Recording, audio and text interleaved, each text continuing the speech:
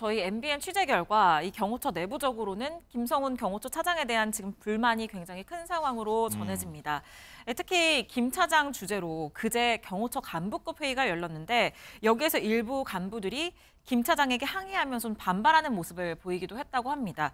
경호처가 굉장히 상명하복의 조직이라는 걸 생각하면 그렇죠. 굉장히 이례적인 상황이라고 볼 수도 있는데 체포영장 집행 과정에서 물리적 충돌이 있어서는 안 된다라는 점을 설명을 했지만 여기에 대해서 일단 그 김 차장은 불상사가 일어나지 않도록 하겠다라면서 간부들을 달랜 것으로 전해지는데요. 동그라미 원 안의 모습이 김 차장 모습인 것 같습니다. 네. 그런데 저희 취재에 따르면 일단 내부적으로는 김 차장을 믿을 수 없다라는 분위기가 팽배한 것으로 전해지고 오히려 불법한 명령에 그것을 따랐다가는 본인들도 함께 특수공무집행 방해 혐의로 입건될 수 있고 처벌될 수 있다라는 것도 이제는 너무나 잘 알고 있을 거라고 생각합니다.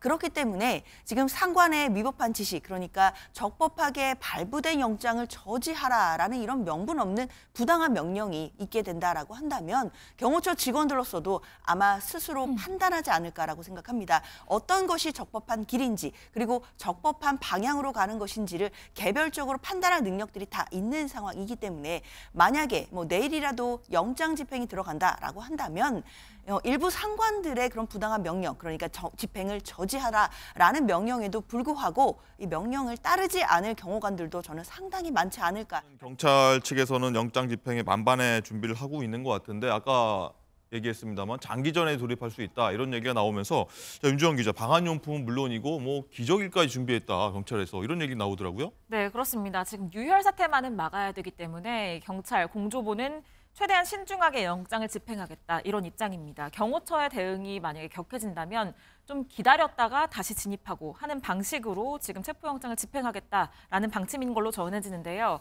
그렇기 때문에 이 집행 최일선에 설 수사관들에게 유의사항과 준비물 등이 전달이 됐는데 네. 일단 수갑, 산단봉, 형사조끼 이런 것을 챙길 것을 주문했다고 하는데 이건 아무래도 경호처 직원들을 현행범으로 체포를 할 수 있다라는 네. 것을 의미하는 것으로 보여지고 말씀하신 것처럼 방한용품 그리고 기저귀, 휴대전화 보조 배터리, 손전등 등이 이 준비물에 포함이 됐는데 화장실도 갈 시간이 없다. 네, 급하다. 그렇습니다. 돌아갈 수 있다. 장기전과 그리고 야간에도 집행이 계속 이어질 수 있는 상황을 지금 대비를 하고 있는 것으로 보이고요. 오늘은 수도권의 광역수사단 책임자들이 세 번째 작전회의를 지금 진행하기도 했습니다. 그렇군요. 자, 이종훈 실장님, 일단 윤 대통령 관저를 좀 보면은 여러 언론사에서 사진도 찍기도 하고 영상도 찍고서 좀 실시간으로 보여주고 있는데 소총으로 중무장한 걸로 보이는 경호 인력들이 좀 포착되기도 해서 아까 말씀드렸던 유혈 사태 우려가 나오긴 하는데 체포 시도 만반의 준비를 또 경호처에서도 하고 있는 것 같습니다.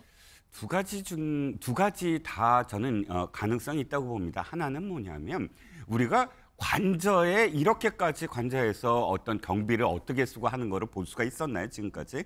없었어요. 두 가지 가능성이 있다고 봅니다. 하나는 아까 말씀드렸듯이 기존의 어떤 그런 대테러라든지 하는 방지하기 위해서 사실은 화기를 언제나 소지하고 순시를 하는 경우, 왜냐하면 이게 우리는 그 전에 어떻게 경비를 서는지를 알 수가 없었잖아요. 근데 이제 지금은 타이밍이 그 앞에 이제 재집행을 위해서 경찰들이 대치하고 있으니까 이 소총을 맨 그런 인력들이 과시용이다라고 생각을 할 수 있지만 대테러 팀은 언제나 거기 상주하면서 네. 이런 어떤 경비를 선다고 합니다. 그래서 일상적인 어떤 일 수도 있고, 그런데 지금 굳이 지금의 어떤 대치 상태에서 더군다나 지금 카메라가 지금 찍고 있다는 거를 다 의식할 수밖에 없어요. 다 노출이 되잖아요. 더군다나 동영상까지 막 찍힙니다. 그러면 이 찍히는 걸 알고 있을 텐데도 자동 화기를 저렇게 지참하거나 화기가 있는 것으로 보이는 그런 가방을 들고 있다는 건 이것도 여론전이죠. 그러니까 경찰들에게 우리는 결상전할 수 있다. 그리고 무기까지 소지할 수 있다. 그런 유혈 사태도 날 수 있다라는 것을 일부러 또 보여줌으로써 실제로 그것을 행하지 않더라도 거기에 대한 어떤 이게 우리가 쉽게 생각할 수는 없구나라고 협상을 해야 되겠구나라는 그런 유도의 의미도 저는 내포되고 있다고 생각합니다. 네. 자, 경호처 얘기를 해볼 텐데 경찰이 회유와 압박 작전을 쓰면서 경호처가 좀 점점 동요하는 거 아니냐 이런 얘기가 지금 요 며칠 사이에 계속 나오고 있는데 자, 윤정 기자, 일단은 경호처 내부적으로 보면은 김성훈 경호차장, 강경파라고 불리죠. 경호차장에 대한 불신이 크다. 직원들이 김 차장의 지시를 따르지 않을 수도 있다. 이런 얘기가 나온다면서요? 네, 그렇습니다. 저희 MBN 취재 결과 이 경호처 내부적으로는 김성훈 경호처 차장에 대한 지금 불만이 굉장히 큰 상황으로 전해집니다. 특히 김 차장 주재로 그제 경호처 간부급 회의가 열렸는데 여기에서 일부 간부들이 김 차장에게 항의하면서 좀 반발하는 모습을 보이기도 했다고 합니다.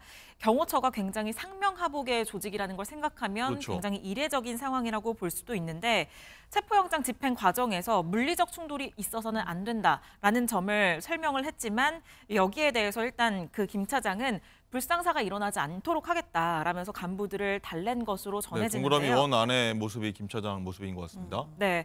그런데 저희 취재에 따르면 일단 내부적으로는 김 차장을 믿을 수 없다라는 분위기가 팽배한 것으로 전해지고 특히 앞서 이 경호처 내부 게시판에 체포영장에 협조해야 된다 이런 글이 올라와서 파장이 일기도 했는데 네. 경호처 직원들이 2차 체포영장에 있어서는 적극적으로 영장 집행 저지에 나서지 않을 수도 있는 상황이다라는 얘기가 나오기도 합니다. 이 민주당에서는 경호처의 한 간부가 김 차장의 사퇴를 요구해서 대기 발령 조치가 내려졌다 이런 주장을 하기도 했는데요. 관련 발언 들어보시죠. 될 수 있는 거겠죠. 지금 경호처 내부는 혼란 그리고 분열 이렇게 정리하면 될 것 같아요. 그래요? 어찌됐든 간에 김성훈 경호차장, 이광호 경호본부장 등 이 김건희 라인들이 주도하고 있는 건 사실입니다. 지금 현재 경호처를. 하지만 어제 과장, 부장, 과부장 회의라고 하는데요. 과부장 회의에서 현 사태가 문제가 있다. 경호차장은 물러나라, 네. 사퇴해라. 예. 라는 요구가 공식적으로 나왔다는 거거든요. 그렇죠. 그 이야기를 한 간부가 대기 발령을 받은 그런 상황입니다. 네, 경호처는 해당 간부가 대기 발령이 된 건 맞지만 네. 대기 발령의 사유가 다르다고 밝혔는데요. 대기 발령이 된 이유는 정보 유출이 발각됐기 때문이라고 밝혔습니다.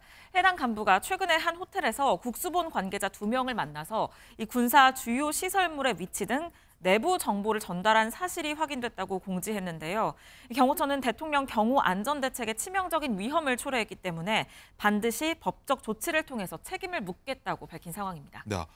이종훈 실장님, 일단 네. 정보 유출 관련해서 대기 발령을 했다 하는 부분, 굉장히 좀 영장 집행 앞둔 시점, 그리고 관저 내부 시설까지 알려줬다는 부분은 문제가 있어 보이십니까? 어떠십니까?